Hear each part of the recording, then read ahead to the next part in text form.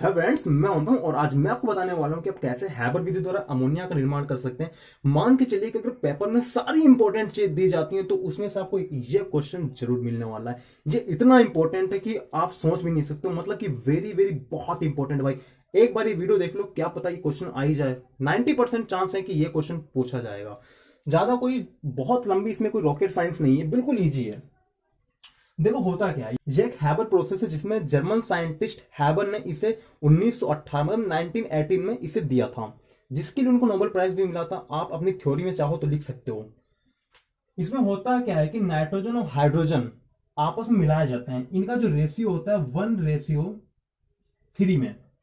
ये 1:3 में नाइट्रोजन और हाइड्रोजन जो होता है ये कंप्रेसर से अंदर लेता है। ये ठीक है, ये अंदर लेता है, फिर यहां से ये क्या करता है, इसे प्यूरिफाई एंड ड्राई में भेज देता है। ये यहां से जाता है, ये यहां से प्यूरिफाई होता है। प्यूरिफाई में ज्यादा कुछ नहीं होता है, यहां पर जो होता है आपका सोडा लाइम होता है। सोडा लाइम क्या करता है, जो इसमें जो आई है यहां पर देखो, जो प्योर नाइट्रोजन या हाइड्रोजन नहीं आती है, साथ में बहुत सारी चीजें चली आती है, जैसे कि कार्बन मोनोऑक्साइड हो गई, कार्बन डाइऑक्साइड हो गई, सल्फर डाइऑक्साइड हो गई, वाटर के मोलिक्यूल जो होते हैं वो भी चले आते हैं। तो ये एक गलत बात है, क्योंकि हमें अमोनिया बनाना है तो अमोनिया के साथ कुछ और भी बन जाता है, और यहां पर जो कैटलिस्ट होता है उसे भी काफी इफेक्ट करता है। इसलिए यहां पर एक प्यूरिफाई और लगाया जाता है डायर, ठीक है, शुष्क कर देता है चीजों को ये। अब यहां से चीजें होती हुई यहां जाती हैं, यहां प्यूरिफाई हो गया, ये प्यूरिफाई चैम्बर है, यहां प्यूरिफाई हो गया, डाई हो गया। अब यहां से चीजें जाएंगी बिल्कुल इसमें कैटलिस्ट एंड हीट एक्सचेंजर में। कैटलिस्ट क्या होता है, देखो कैटलिस्ट जब भी आपके सामने आए, कैटलिस्ट बोर्ड में पूछा जाता है। एक ये भी एक इंपॉर्टेंट चीज है। इसके बाद कुछ लेक्चर के बाद मैं कैटलिस्ट के लिए अपना एक अलग से एक वीडियो लेकर आऊंगा आपके एग्जाम के पहले ही। कैटलिस्ट क्या होते हैं, रिएक्शन के रेट को बढ़ाया घटा देते हैं, उनको कैटलिस्ट कहते हैं। यहाँ पे कैटलिस्ट होते हैं। और हीट एक्सचेंज कैटलिस्ट में यहां पर Fe मोलिब्डेनम, मतलब कि आयरन और मोलिब्डेनम लिया जा सकता है। मोलिब्डेनम की जगह कुछ और भी चीजें ले सकते हैं, जैसे कि पोटेशियम ऑक्साइड या फिर एल्यूमिनियम ऑक्साइड, इसकी जगह मोलिब्डेनम की जगह लिया जा सकता है। कैटलिस्ट रिएक्शन की रेट को बढ़ा देते हैं।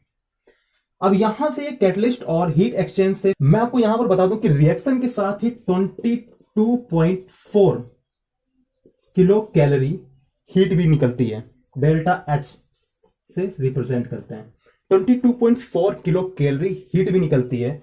तो इसी चैम्बर में हीट एब्जॉर्ब भी हो जाती है, और ये जो पूरी रिएक्शन होती है बहुत ही, आप कह सकते हो कि 200 एटीएम प्रेशर और 500 डिग्री सेल्सियस टेम्परेचर पर करवाई जाती है। मतलब कि 200 एटमॉस्फेरिक प्रेशर होता है, 500 डिग्री टेम्परेचर होता है, बहुत ही ज्यादा, मतलब कि ये टाइप से हो गया। यहां पर लास्ट सेटलियर का नियम लगता है। लास्ट सेटलियर का नियम कुछ बहुत बड़ी चीज नहीं है, रॉकेट साइंस उसमें भी नहीं है। लास्ट सेटलियर ने क्या कहा था कि जो भी चीजें जो कि कम रिएक्टिव होती हैं, जैसे कि नाइट्रोजन और हाइड्रोजन इतने ज्यादा रिएक्टिव नहीं होते हैं। अगर नाइट्रोजन और हाइड्रोजन बहुत ज्यादा रिएक्टिव होते हैं ना, तो पता चलता हम घर से बाहर निकले, ओहो अमोनिया की बारिश हो रही है, वाह वाह। ठीक है, तो ऐसा नहीं होता है ना, क्यों होता है आपके साथ, ऐसा नहीं होता है। लास्ट एटलियर ने क्या किया था कि जो भी ऐसी चीजें होती हैं जो कि इतनी ज्यादा रिएक्टिव नहीं होती, उसमें टेम्परेचर कम कर दो और प्रेशर बढ़ा दो, रिएक्शन ऑटोमेटिक हो जाएगी। तो यहां पर बस वही होता है। टेम्परेचर कितना होता है 500 डिग्री सेल्सियस, और प्रेशर कितना होता है 200 एटीएम। रिएक्शन तभी हो पाती है, अगर बिल्कुल इससे कुछ कम हुआ ना तो रिएक्शन नहीं हो पाती। आपको ये याद रखना पड़ेगा, लिखना पड़ेगा आपको यहां पर। टेम्परेचर 200 एटीएम, ओ सॉरी, टेम्परेचर 500 डिग्री सेल्सियस और प्रेशर 200 एटीएम। इतने ज्यादा टेम्परेचर के बाद जब चीजें यहां पर जाती हैं, ये क्या है, कंडेंसर है। कंडेंस यहां से गई बिल्कुल ठंडी ठंडी ठंडी ठंडी ठंडी ठंडी ठंडी, फिर यहां से क्या होता है एन, फिर यहां से क्या होता है NH3, अमोनिया जो होती है हमारी लिक्विड फॉर्म में निकल जाती है। अब आप सोच रहे होंगे कि ये सब क्या चीज है, बताता हूं मैं।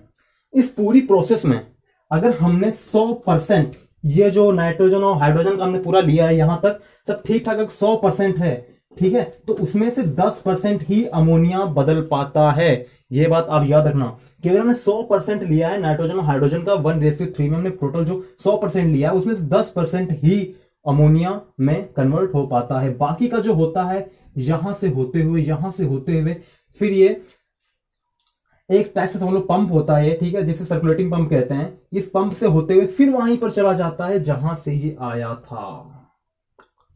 ठीक है, जो बचा हुआ N2+3H2 जो है वो यहां से होते हुए फिर यहीं पर चला जाता है और फिर पूरी प्रोसेस कैटलिस्ट के प्रेजेंट में होती है, फिर घूम के फिर यहीं पे होता है। तो ऐसे जो भी चीजें बचती चली जाती हैं वो ऐसे होती रहती हैं। अब मैं आपको बताता हूं कि इनकी जो कौन सी इंपॉर्टेंट रिएक्शन है, पूरी रिएक्शन कैसे होती है वो देख लो कि टोटल रिएक्शन होती कैसे है। देखो क्या होता है, दिख रहा है ना आपको, थोड़ा बड़ा लिखता हूं मैं आपको दिखाने के लिए।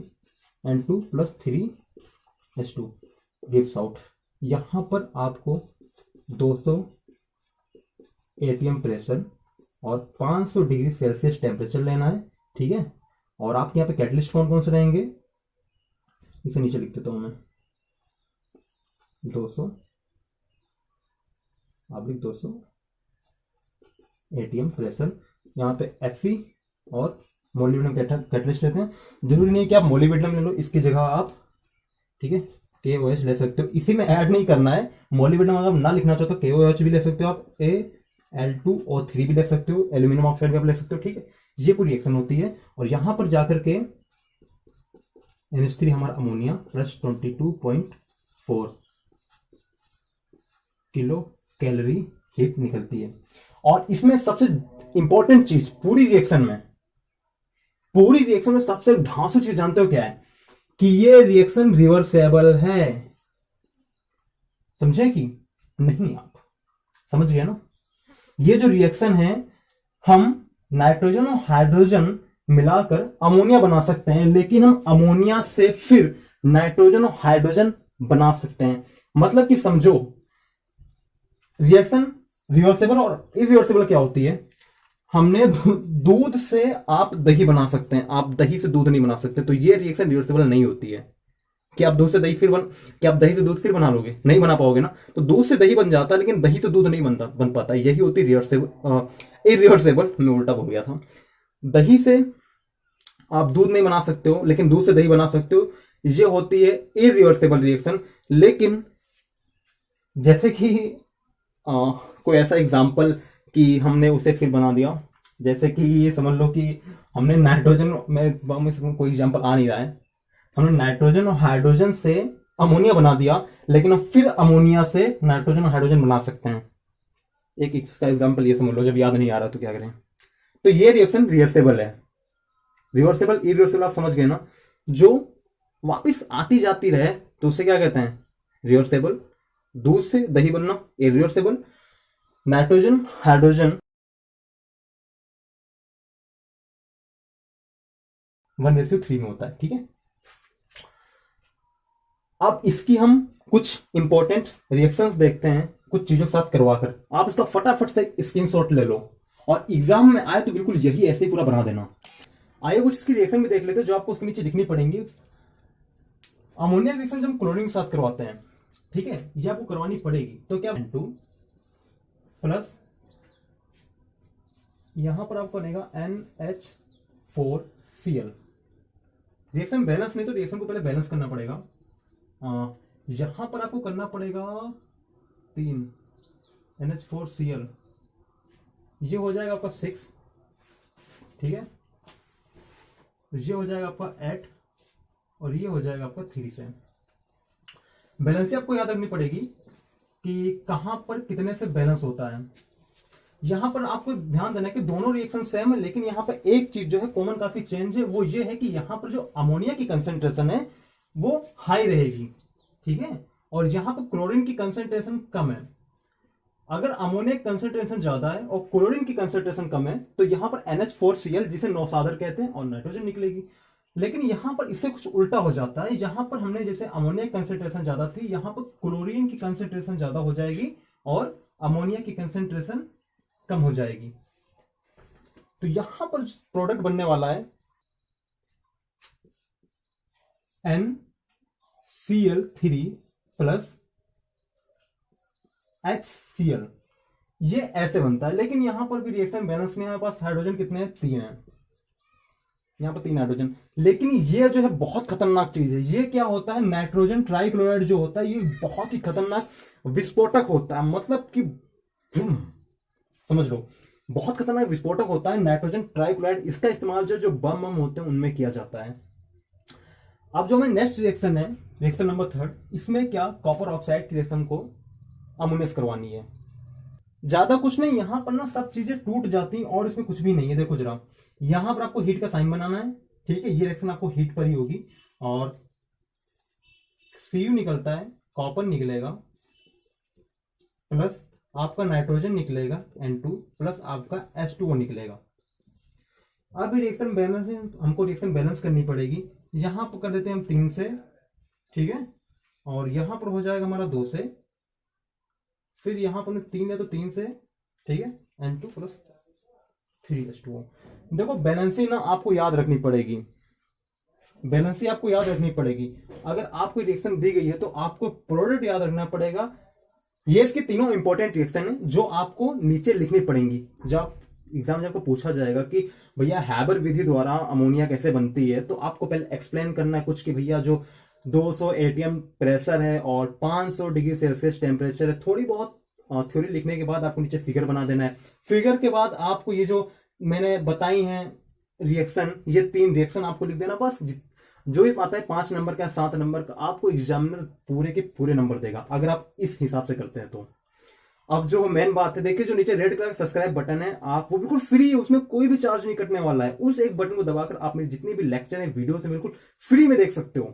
और हाँ, अगर आपको इस वीडियो से कुछ ना कुछ नया या कुछ इंपॉर्टेंट सीखने को जरूर मिला हो तो वीडियो को लाइक कर देना, जैसे फेसबुक पर लाइक करते हो ना, बस वैसे ही अपना कैसे होता है, यही होता है ना, लाइक बोला, वैसे आपको लाइक कर देना है, ठीक है। वीडियो को मिलेंगे किसी नेक्स्ट इसी से रिलेटेड, जो कि मैं आपको, देखिए 8 तारीख को आपका पेपर है यूपी बोर्ड वालों का, और उससे पहले जितने भी इंपॉर्टेंट चीज है मुझे वो कवर करवानी है। तो आप अपना नुकसान करोगे, अगर आपने सब्सक्राइब नहीं किया तो सब्सक्राइब कर लो। डेली आपको कुछ ना कुछ नया मिलता रहेगा। आज कुछ टाइम की कमी की वजह से मैं एक ही वीडियो अपलोड कर पा रहा हूँ। मिलेंगे किसी नेक्स्ट इसी से रिलेटेड वीडियो के साथ। नेक्स्ट वीडियो में देखेंगे कि आखिरकार कैसे हम फास्फीन बनाते हैं, PH3। फास्फीन और अमोनिया का जो रिलेशन है वो बहुत पूछा जाता है, इसलिए मैंने पहले आपको आज अमोनिया करवा दी, कल मैं फास्फीन करवाऊंगा और बाद में फास्फीन के साथ ही इन दोनों का रिलेशन करवाऊंगा। रिलेशन बहुत पूछा जाता है, अगर आप कभी आंसर उठाते तो आपको मिलेगा रिलेशन, ठीक है। मिलेंगे किसी अगले इसी टॉपिक पर, तब तक के लिए जय हिंद।